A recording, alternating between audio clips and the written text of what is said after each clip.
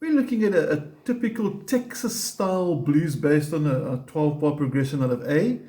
Step one, first of all, learn these riffs. Now we're starting out of A, so this will be your 5th fret. I'm putting a bit of overdrive onto it because it just sounds more like ZZ Top, gives a bit more of a rock sort of vibe to it, but you can do it on clear, you can do it on acoustic. It's going to sound good on any setting really, as long as it's got that swing and that nice, not quite boogie sort of vibe, but sort of a crossover. I hope you get the idea.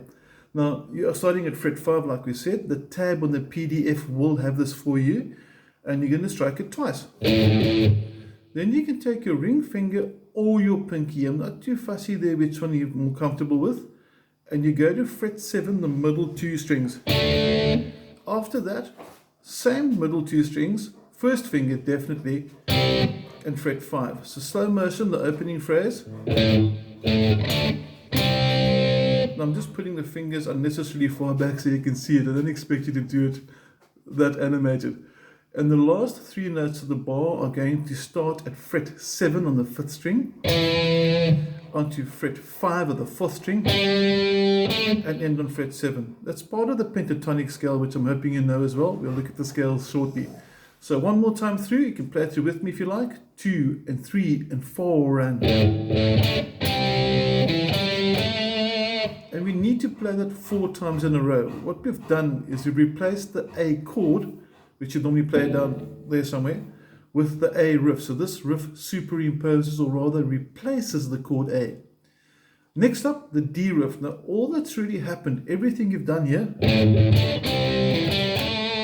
shifts up to fret 10, because fret 10 is D. So the 12s and the 10s and that you see in the tab are these frets that I'm playing. So slow motion, but close up there, you can see the riff now. Fret 10, which is D like we said. Middle 2 strings on fret 12. Fret 10 on the middle 2, and you finish off with the same concept or pattern for the 3 notes. Like that. Now in step 2, you'll see the sequence, and it was going 4 A's followed by 2 D's. So you're going to do 4 of these.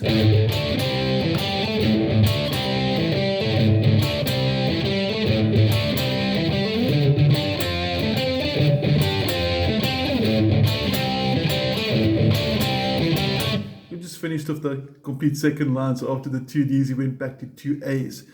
And in the third line, you finally got the E. Now the E is at fret 12, so it's going to go fret 12, the double dot. And then you can see the riff is identical,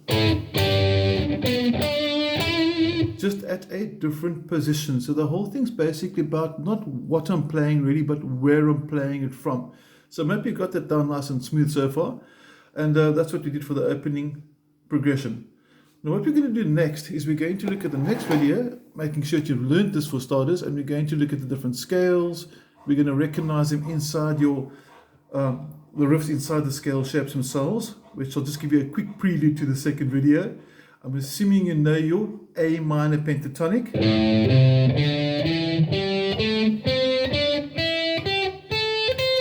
And if I were to mark the first note, and then that note in dark blue like it is in step 4, you'll notice that those notes, as well as this, are all part of that scale shape. But off to video number 2. I hope you enjoyed this one. And just for the fun of it, I'm going to end it with a little solo so you can see where it's going to go, and it's going to sound like this. But goodbye, and here's a quick jump.